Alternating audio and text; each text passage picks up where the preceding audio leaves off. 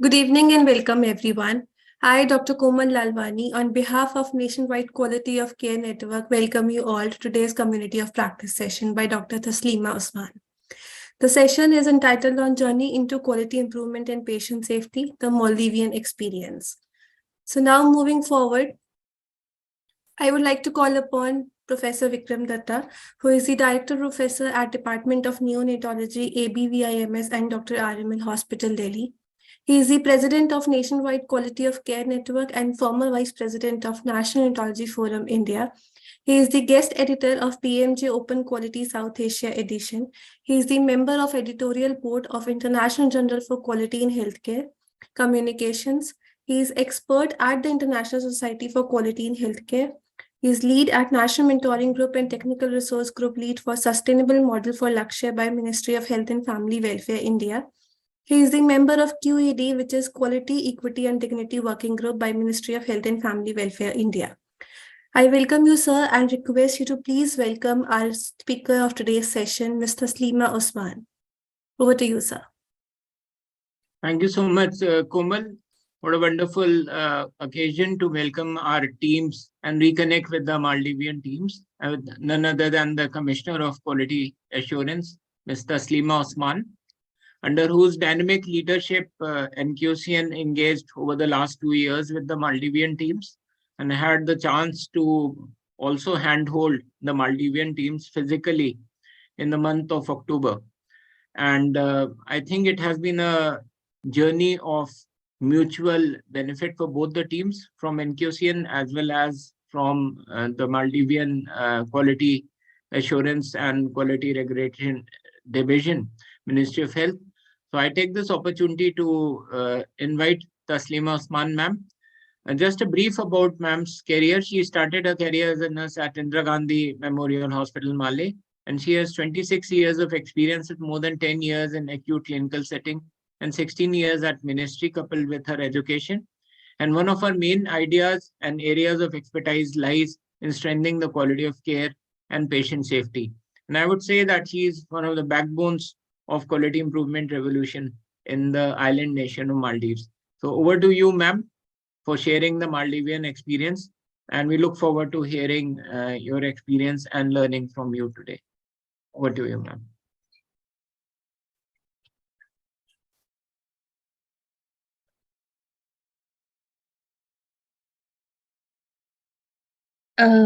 Thank you so much, Dr. Vikram. First of all, I would like to thank Dr. Vikram and his team on behalf of my team and the Ministry of Health giving us this opportunity to actually showcase the work that we are doing in the Maldives in terms of quality and safety. And also, I'd like to reiterate what you have said, that it was of mutual benefit, and more than 100 participants benefited from the training that was conducted during the on-site training that was conducted. I mean, forget about the rest. You have been with us, helping us since the last 2 years in developing people in point of care quality improvement, which is one important area. Since this is the first time we are talking about the Maldives in the community of practice platform, I thought we'll go through with a bit of an introduction of the Maldives as well, for the benefit of those who are listening who are not from the Maldives. We are an archipelago of 1,192 islands with the geographic approximate area of 90,000 square kilometers, of which land is only 1%, that is 300 square kilometers. We have 20 atolls. The whole country is divided into 20 atolls for administrative purposes, with 1,192 islands. And of that, 187 people live in 187 islands. The total population is estimated for the COVID vaccination is about 560,000 resident population. Looking a bit into the Maldivian healthcare delivery system, we have both the public as well as a private healthcare delivery system. The public healthcare delivery system, as you see in the map, every island in across the country where we have people living the 187 islands, the government provides healthcare in those places. So basically, we have a criteria for grading where the hospitals are graded and also the health centers are graded. We have government tertiary level hospital. We have one national referral hospital. And in each atoll, like I mentioned, the 20 atolls, we have atoll level health facilities, of which some of the facilities have a higher grading system, like the regional level, where they have almost all the specialities and diagnostic facilities available, including the therapeutic. And in islands, we have primary healthcare centers or health centers. It's again graded. While some of the health facilities run for 8 hours, the others are for 24 hours with medical officers, nurses, community health workers. And in all these health facilities, we have minimum one medical officer working and minimum 2 to 3 nurses working in the health facility, and either family health care worker or community health worker. Looking into the private health sector, we have tertiary hospitals. Basically, the main private healthcare facilities are like the tertiary hospitals, or the hospitals are within the Greater Malay area rather than in the regions. We have 2 tertiary hospitals, private tertiary hospitals, and then we have general hospitals, about 3. And there is an area specific hospital, which is an eye hospital, and a lot of general clinics and area specific clinics. Area specific, we considering them the dental or eye clinics, which is very, very specific to that particular area of practice. We also have alternative and complementary health services in our Maldives healthcare delivery system. And looking into some of the data, we have total 3,720 bed across the country, of which 1,300 is in Greater Malay area and 2,411 in atolls. For healthcare professionals, we have 1,135 medical professionals, 2,987 nursing, and in allied healthcare, 2,206, and non-medical staff, about 1,135.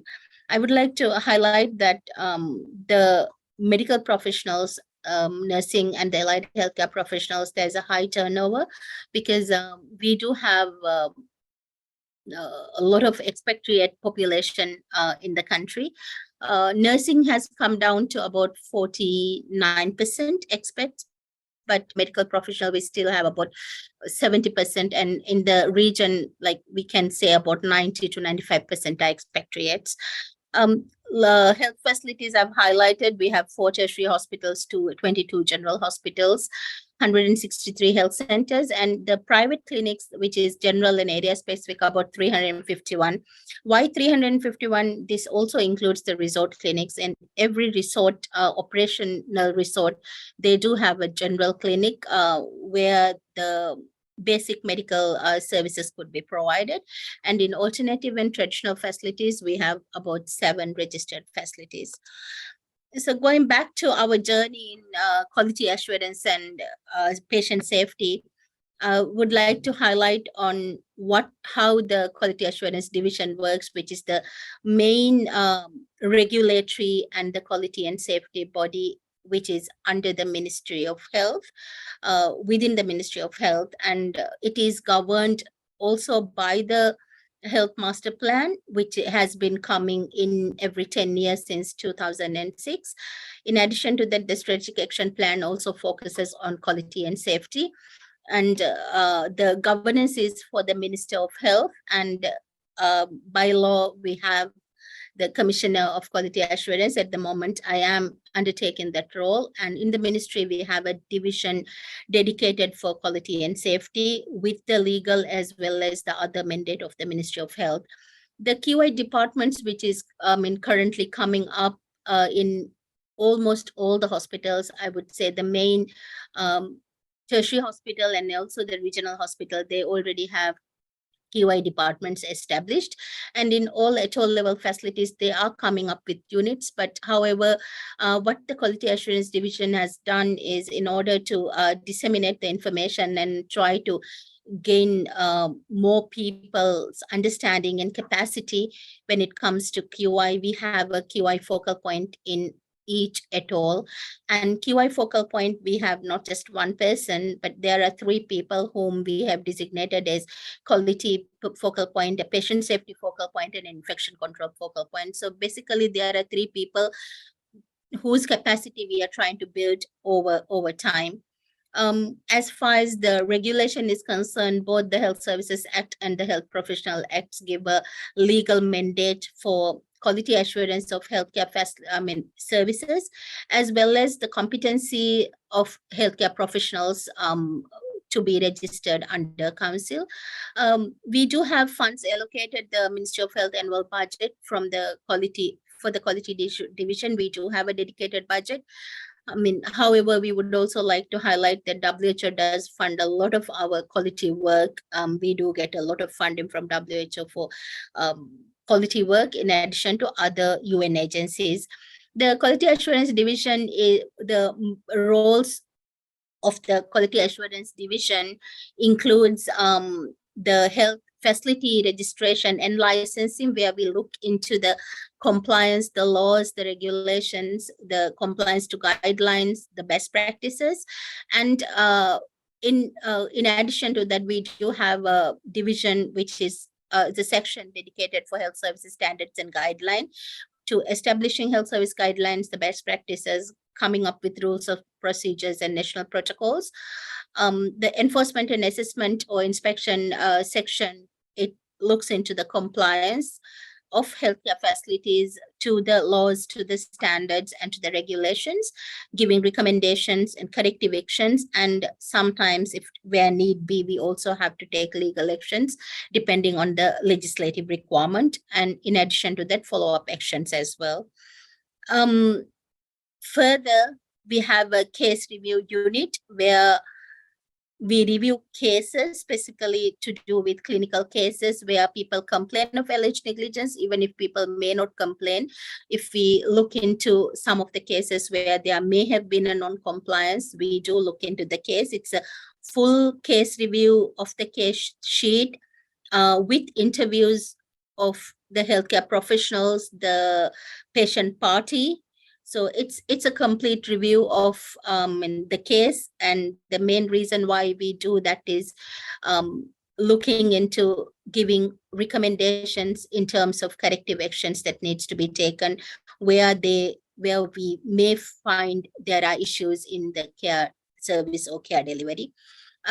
We do have a unit for service audits. We are doing some of in service audit, specific service audit. One of the audits that we have completed last year, as well as did a follow-up, was the provision of emergency services or availability of emergency services in our health facilities. We are also doing audits related to rational use of laboratory investigation and also on antibiotic use as well. Similarly, we have a complaints management unit where public could complain regarding any and every health services.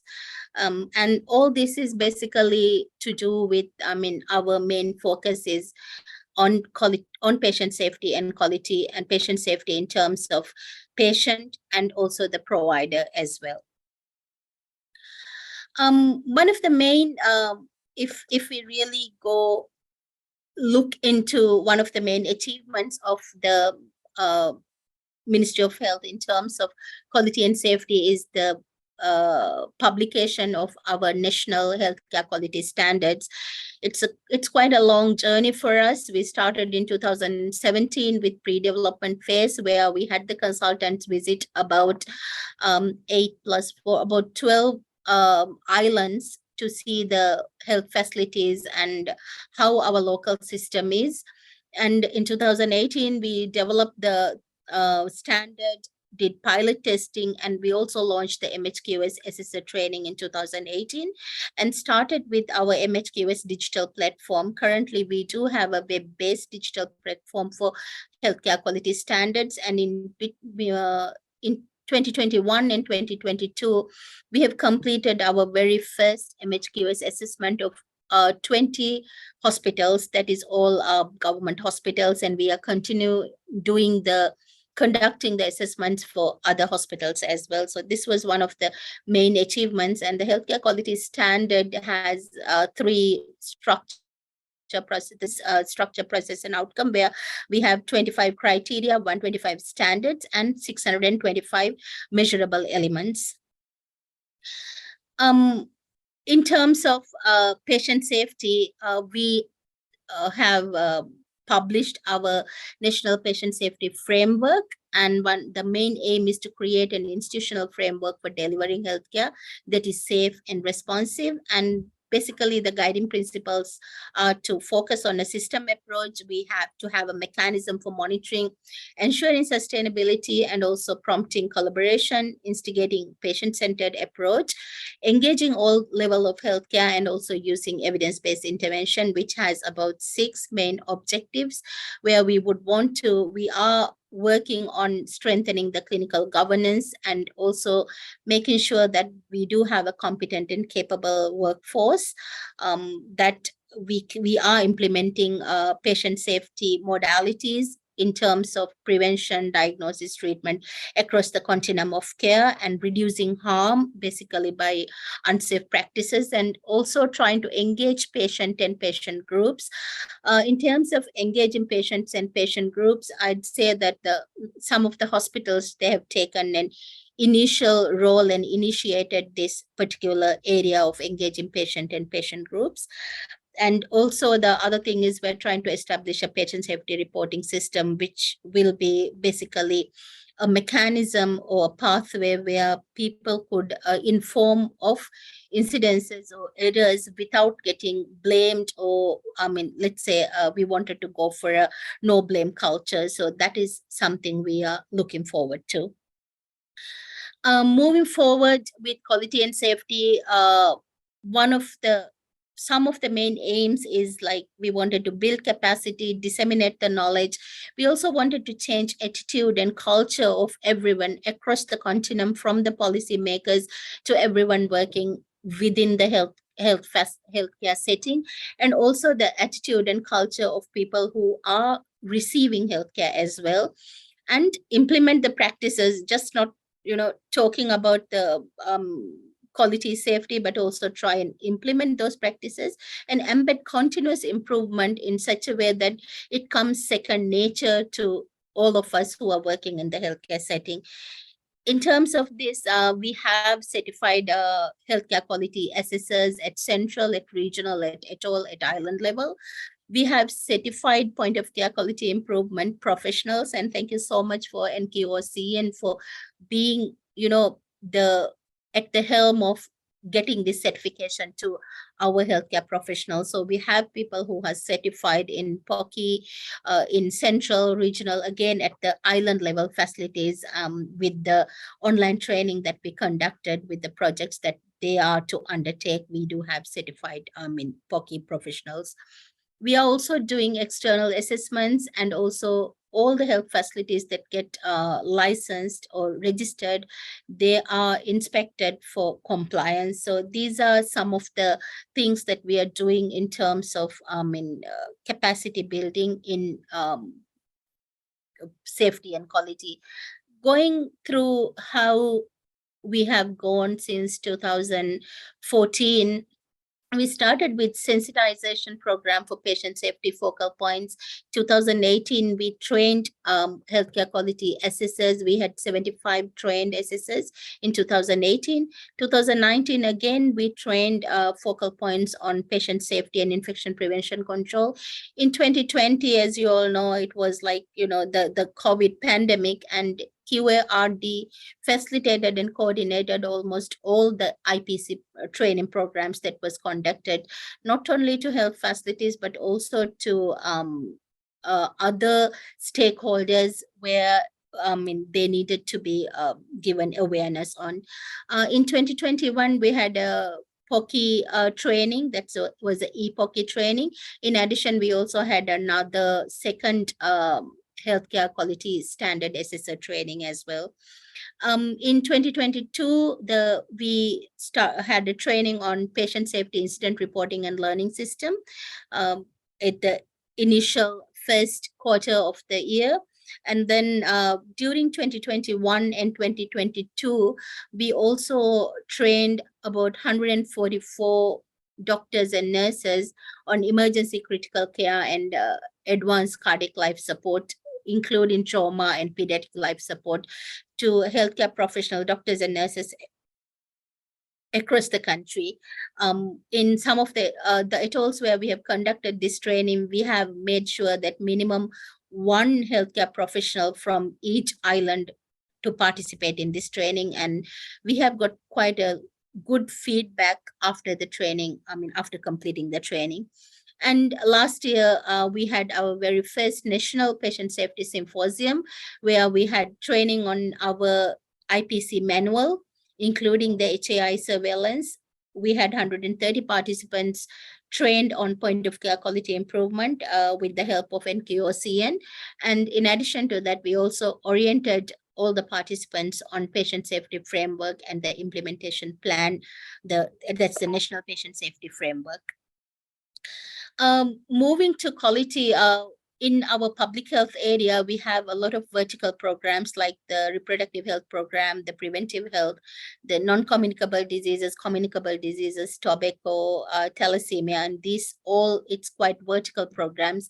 So with the quality standards, these vertical programs actually is integrated into having the quality and safety in that. Basically, when we do the healthcare quality standards, we look into these programs as well, so that the quality of care or safety and quality is looked in across the continuum of care. Another thing that what we have done is that we are trying to set standards. So we did have clinical treatment guidelines, protocols, and service standards developed a national level. Guidelines. We do have infrastructure standards and guidelines in place, and some operational guidelines for public health programs. And then again, institutions, they have their own guidelines. So some of the which we are moving forward with doing, coming up with more clinical treatment guidelines for disease conditions. For safety, we are implementing the safe surgery checklist, medication without harm, the blood safety, AMR, and safe childbirth. However, one of the challenges that we have is that the uptake of these things, so the continuity of, implementing these checklist and giving feedback, we do have a lot of challenge in continuity of the safety program or even the quality program. We are moving forward with Maldives accreditation standard. We have completed the phase 1 last year. A situation analysis was conducted and accreditation goals were defined and standards, the job standards were completed. And we have had 3 stakeholder consultations to finalize the standards. And we are hoping to have the training on the standards, also assessor training and pilot testing during the second quarter of this year. And we will be continuing till August, where we will be finalizing and launching the standards. So the target is to have our national accreditation standards, which also includes standard for academic medical centers by end of August, or at least by mid-September. The reason why we have included academic medical center hospital is because the government hospital and also the private hospital is coming up with, they are already, I would say that they are teaching hospitals, because our students are getting their training, their all clinical experiences from these hospitals. So in order for them to have this standard. I did talk about the case reviews, and these are some of the issues that we identified in our case reviews, which comes as, doing an intensive review of an individual case. And what we do is that once we go through the case, we identify the issues, which is, I think, very, very common to in any other area. These are main of the issues. And then we come up with recommendations. And the recommendations are sent individually to the hospital, and also recommendations are sent as generic to rest of the healthcare facilities not related to or saying that it is basically of a specific case, but rather as a generic recommendations to rest of the hospitals. And with the case reviews that we are doing, where we have to come up with safety alerts, we also come up with safety alerts so that everybody is aware that these are areas where safety needs to be looked into and to be considered. The enforcement and assessments did mention that we have conducted our Maldives healthcare quality standards across 20 hospitals, and these are some of the scorings that just presenting, like this is from 100, and you will notice that even the total score has not come beyond 50% to some of these are all hospitals. We have removed the names of the hospitals so that we just don't want anyone to be offended. But the thing is that there's nothing to be offended about as well, but this is just the baseline. So what we are trying to reiterate or build the culture is that at least the baseline data is there. So the first graph is the total score. The second is on IPC practices in all these facilities. The third is on patient safety, on patient safety standards, the score to all the facilities, and the quality management. And we see that specifically when it comes to quality management, majority of the hospitals, they do not have the quality management systems in place, or the thought, the culture, or the way forward or processes to be there for quality management. So basically these are some of the basic or the initial scoring that they have, and we have sent this scoring to the hospital. And this year we are starting with a review of or follow-up on this score, so we know where the hospital has moved, how much recommendations they have implemented in.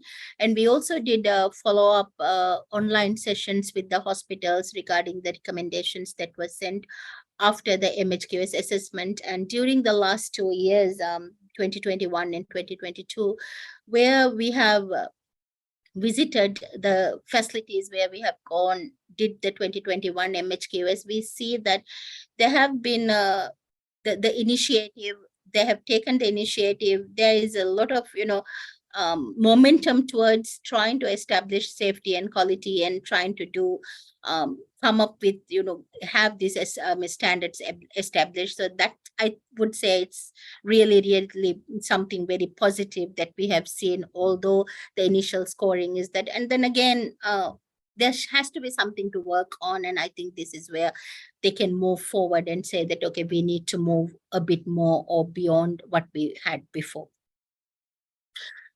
For monitoring and evaluation, we also conducted the harmonized health facility assessment. That was a census of all government health facilities, all 187 health facilities. We did the HHFA.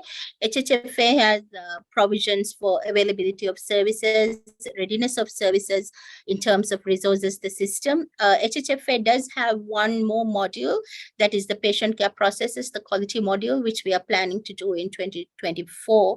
And this is like about 2,000 questions that is asked across the country, where we can, once we get the report by March 2023, we will be able to say whether the health facility is giving services as per the grade that they have been registered to. That is one thing. And also this will identify the gaps in terms of what are those small or big equipments that they don't have, where are the training needs that they need at that particular facility, specifically to that facility, the human resource gap that they may have in terms of the services that has to be given from that facility. So this will be kind of a census and a more detailed assessment of each and every health facility, again, to do better and to come up with up to the grading that they are registered to. Although I've just talked about the quality journey or the work that we are doing at the ministry level, I would like to really applaud the work of majority of the hospitals of that is in the country, including the government as well as the private hospitals. They are doing a lot of work, I'd say more than what we are doing at the ministry level. IGMH, they have a patient advocate, specifically appointed nurses appointed for infection prevention control, people appointed for patient safety. ADK, they are having their own scoring system. They also have dedicated staff for quality and safety. TTH, they are also doing similar kind of work, like while IGMH and ADK is also trying to come up with an external accreditation. The National Board of Accreditation Board of India. So they're trying to come up with, to be accredited by the Indian National Accreditation Board. TTH is working towards JCI. Hulumale Hospital, they are doing work with one of our colleagues, Dr. Faisal, in clinical governance and also on patient safety. KRH, they have their own quality improvement division now, department, where they're doing POCI projects and also other initiatives like institutional guidelines. GRH, they started their own projects, and also they have their own quality and safety team or committee. And similar to do with AEH and Shabenetal Hospital as well. Why I have written Shabenetal Hospital in this is one place where they have not only conducted POCI but also completed their POCI and looking into sustaining it like rest of the other places. I'm pretty sure that I have not done justice to all the work that they are doing in terms of quality and safety, in terms of specifically to do with patient safety, and I'm pretty sure they are doing much more. However, I wanted to highlight that it's not just at the center level but also at institutional level. The culture is coming up and we just need to make it more mature. This is kind of the journey, we'd say, like the very first establishment of a quality unit in the ministry level was in 2006. In 2007, we had our very first National Patient Safety and Infection Prevention and Committee.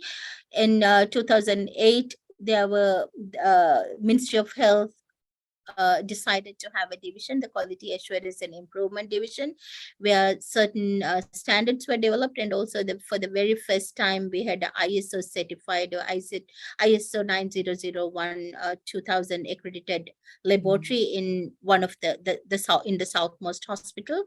The division was changed to a section in 2012 and back to a division in 2014-15. We also had another new National Patient Safety and IPC committee established at that point of time. In 2015, both the laws came into effect, the Health Services Act as well as the Health Professionals Act as well. We assigned patient safety focal points in 2015 and 2016. 2018, the MHQS came into and we published it. 2019, we had the National Patient Safety Framework. We started working on the National Patient Safety Framework. 2020, we had the IPC training and national, and also we had the National Policy of Health Laboratories. 2021, 2022, we did atoll facility MHQS assessment, and in 2022, we had our very first National Patient Safety Symposium.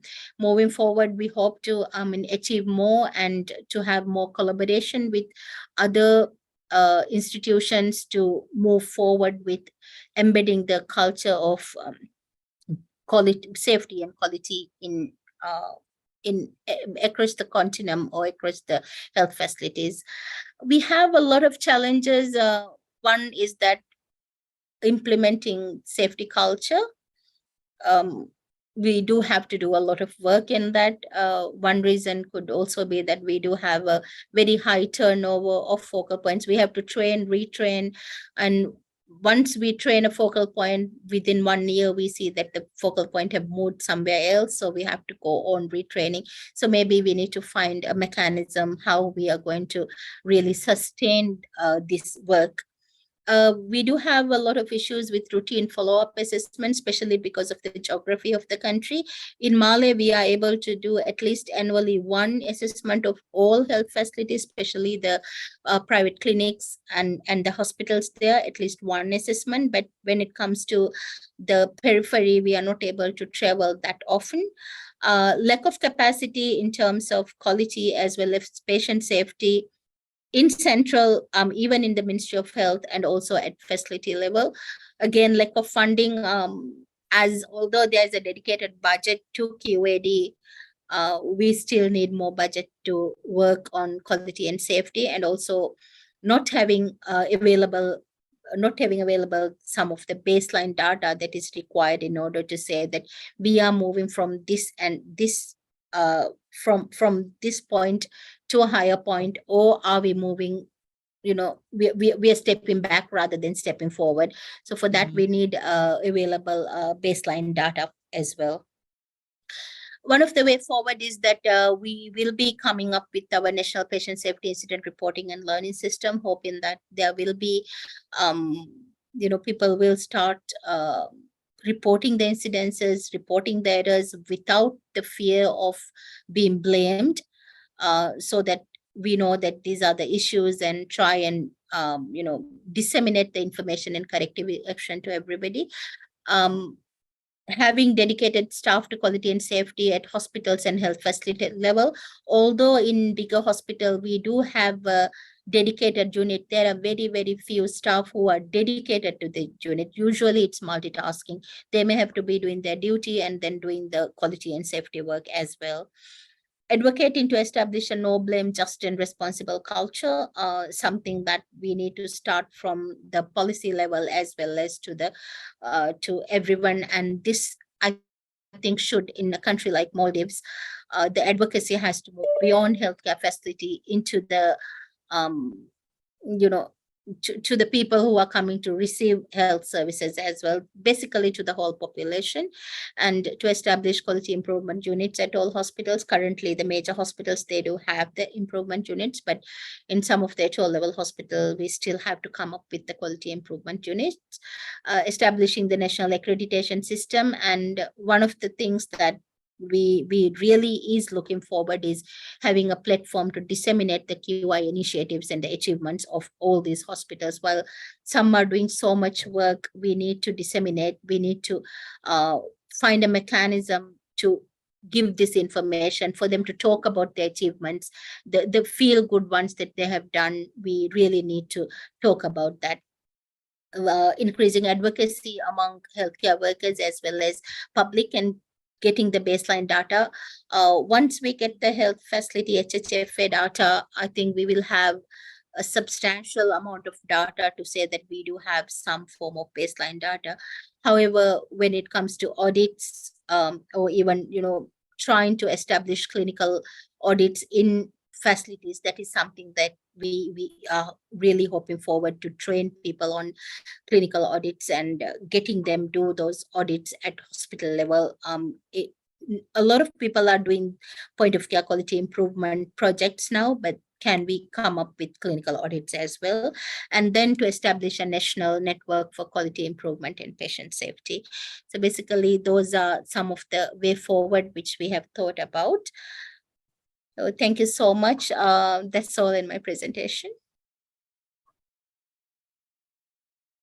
Thank you so much, Thasleema ma'am. In fact, I know it has been a very impressive presentation from the Maldivian experience. We are really enthralled to see the journey from 2006 onwards. In fact, as early as 2006, when most of the teams in the Southeast Asia region were still not aware of quality improvement and quality assurance in a systematic manner. Very happy to see that the Ministry of Health Maldives had been focusing from that time on the quality improvement process. Now, we have some questions. Before I would put some of my questions, we have Professor Harish Pemde here. And Professor Harish had got the chance to be a part of the team which led the on-site mentoring of the Maldivian teams. So, Harish, if you have any observations on Thasleema ma'am's presentation before we go to the formal questions. I would congratulate her and her team and Maldives Health Ministry and all the doctors there that they have such a great vision for the quality improvement and patient safety. I joined a little late, but I would say that her last slide was the most impressive slide for me, which concluded everything, and the slide which showed the journey of quality improvement and quality assurance and patient safety. It looks quite ambitious program, but I'm sure with the learnings in quality improvement, this will come true, and a very, very good map or planning for any institution or any region to uh, adopt the quality improvement thing and patient safety, which has been demonstrated and shown by Dr. Thasleema. It's a very, very impressive one. I would just say best of luck, and God gives you strength to do all those things which you have planned. And we would love to see that everything is done. And from your experience, I'm sure many people, many regions and countries would learn from that. So that is my comment, Vikram. Thank you so much. Thank you so much, Harish. So I would just now very quickly take the questions. And there is a question from India. It says, is there an integration of public and private partnerships while providing healthcare services? Over to you, Thasleema. Yeah, there are some projects that is ongoing with public and private partnership, especially in the main tertiary level hospital.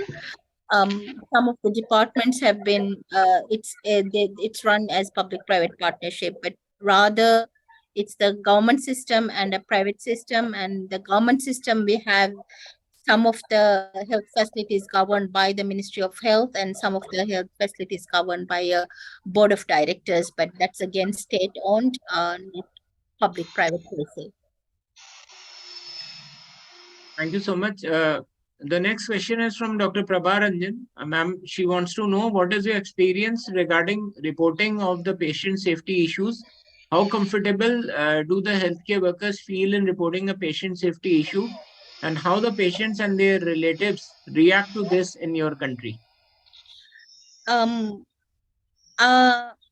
don't think people are very, very comfortable in reporting, but certain hospitals, they have made major changes in terms of building the culture of informing or reporting.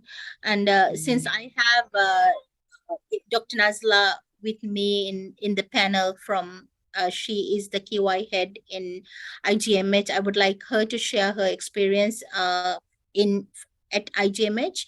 But however, people are not very, very keen on reporting because the public perspective, like I mentioned, we need to do a lot of advocacy when it comes to public as well, in terms of errors and in terms of incidences.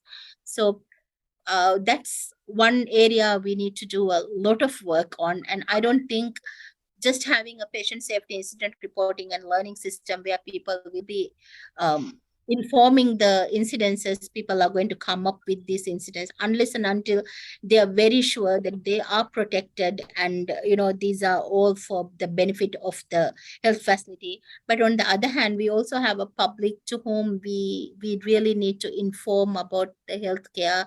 And there will be, like, the fact is that we need to inform that we will be transparent, and we will have disclosure of whatever happens. And one of the hospitals that has done really immense great work is the private hospital, the ADK hospital, on disclosure of information to the patient. So there are experiences where we can take even within the country, like the experience of IGMH, the experience of ADK and any other hospital, where how we are going to really embed this culture. But as of now, I'd say that not many people are keen on reporting it. It's rather end of the day somebody hears about it and extracting the information rather than incident. But then the system is getting in place and there are incident reporting forms and the forms get submitted and it get reviewed. But I'd say it's a very less in amount. But I'd like Dr. Nazla to say a few words with regard to the practice at IGMH. Yeah, over to you, Dr. Nazla. Yeah, thank you, Tahir, and thank you for the wonderful presentation. In IGMH, actually, we have an incident reporting system, and the nurses are the main champions in this reporting. And I believe even for medication incidences, many they have been reporting. And we have been going for open disclosure and explaining to the patient. And we do have an patient experience manager also. So I think slowly we are going into like more of patient-centered care, and then to the speak up culture. In a way, sometimes many staff actually hesitate to bring up some incidences still, but we are trying to say that in a way what you're doing is for the patients. So I think slowly we would get there, but now also, especially from nurses, we do get a lot of support, but we need to get the clinicians more on board. Thank you. Thank you so much, Dr. Nazla, for your perspective. Well, when we were seeing the comparatives towards Thasleema ma'am, there's a question from Dr. Mandian. He says that there were some zeros in hospitals in the quality management scores. In fact, I know that's one of the toughest areas to improve, and the quality management scores encompass multiple factors. So he asks you, what is the strategy that is planned as a way forward for tackling an improvement in the quality management scores in the island nation? One of the things is that what we're trying to do is that build the culture to the topmost management to make them understand that this is, one of the key things, trying to get essential medicine and making sure that it is safe, and whatever the processes are in place is of, a standard processes are in place. So that's where we wanted to start. In fact, we have started that work. I don't think without the blessing, I'd say, of the top management, it won't be very easy to really embed the culture. So that is one area. And then trying to establish the units in all these places, because somebody needs to talk about it. It has to be continuously talked about, and without having dedicated people, at least, a unit or a focal point dedicated in quality and safety, the language will not be started, and the language needs to be an everyday language in the hospital, starting from the top management. Thank you so much. So there's a linked question to this, ma'am, and this says that is the data being digitized for incident reporting and learning management system which you're planning?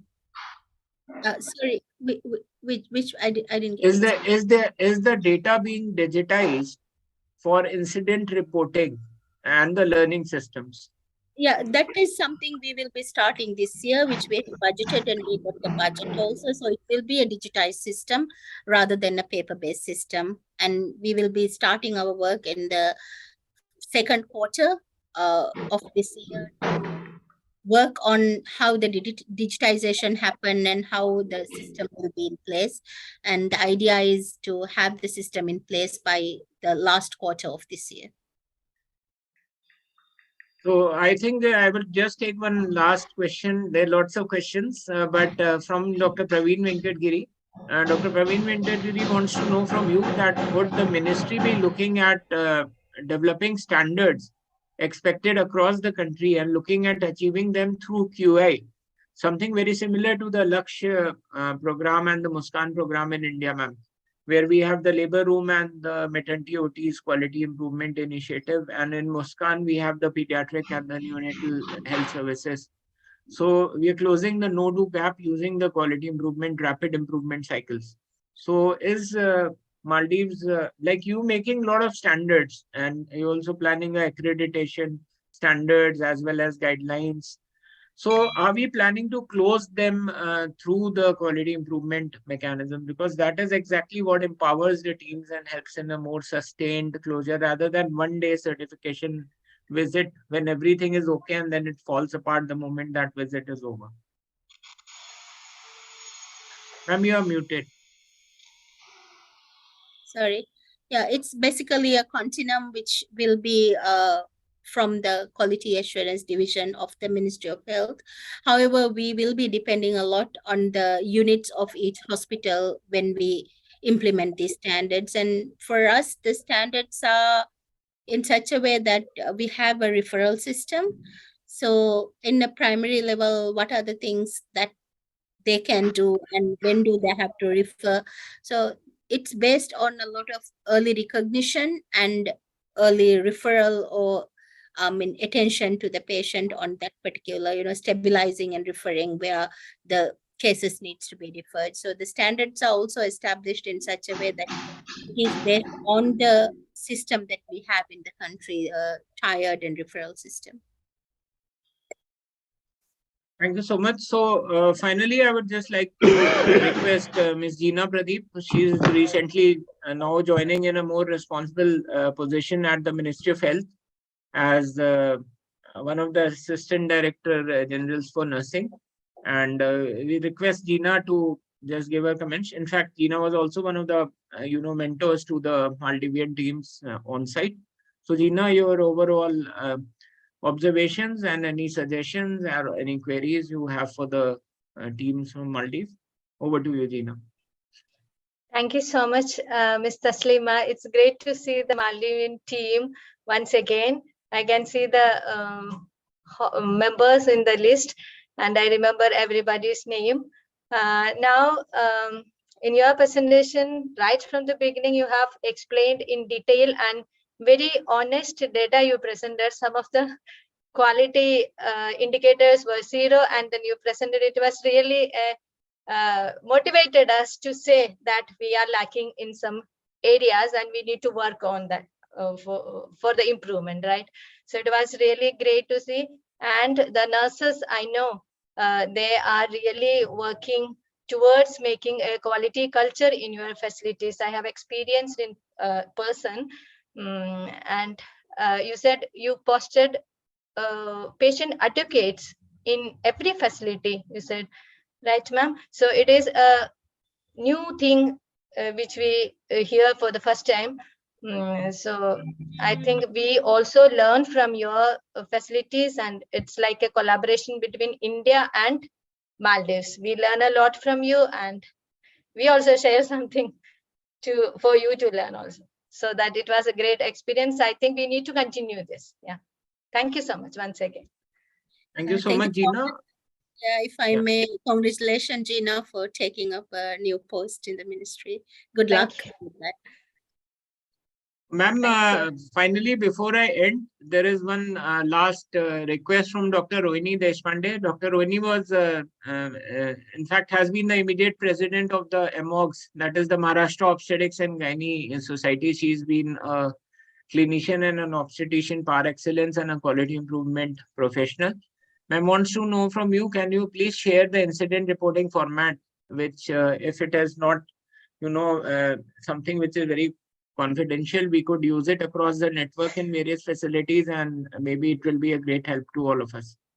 Yeah, we can definitely share it, but we are still working on it, and we hope to have it, have the whole system in place by the second quarter. So definitely we don't mind sharing the system and how we will be doing the digitization as well. We can do that. Thank you so much, ma'am. So I think with that, we are fast approaching the timeline of 60 minutes for this webinar.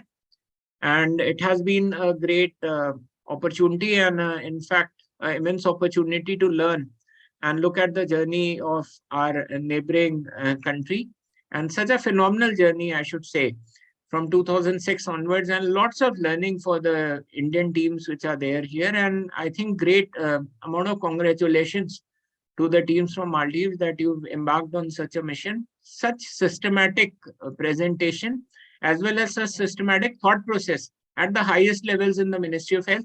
And here I would also like to pay my respects to the Honorable Minister of Health. We had a wonderful opportunity to be with Sir, at that point of time, and all the Indian delegation was highly impressed by the simplicity as well as the vision of the Minister of Health and also the entire Quad division, including Lemia and the WHO Maldives team, which facilitated the entire process. We look forward to hand-holding and continuing to be engaging with the Maldivian teams as they embark on the quality improvement journey, and look forward to more such enriching sessions in future. And we expect, ma'am, that in future communities of practice sessions also we have active participation from the Maldivian teams. We will be sharing all the invites to the WHO Southeast Asia communities of practice sessions with the Maldivian teams. Look forward to a very active participation from the Maldives teams. So, ma'am, any parting comments from you? And over to you, ma'am, for the last words. Thank you so much. I would say that, I think there's not many people who don't know about NQOCN now. Like from the very smallest health facility, they know NQOCN now, and they are very much in power. Like I think they are more faster than us, knowing when you have a session ongoing, and it get introduced into many of our groups, the Viber groups and everything. So I think we have a lot to thank you for, trying to get this to the very lowest level of health facility as well.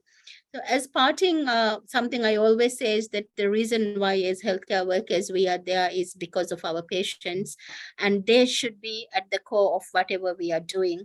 And when they're patients and when they say something, don't regard it as a complaint, but regard it as a concern. And each concern, we have so much to learn, and try and look into their concern rather than rest of the other things, the tone or anything. Forget about that, but take the concern, address the concern, learn from that concern, and always make sure that the main or the core value of whatever we are doing is safety, and safety should come first. Thank you so much. Thank you so much, ma'am, and wishing you all luck as you embark on this challenging journey. And thank you so much, participants. Looking forward to another great communities of practice session. And thank you, WHO CRO, for supporting this. And we are today missing Dr. Rajesh Mehta and Dr. Rajesh Khanna, both of whom have expressed their inabilities to attend because of busy schedule.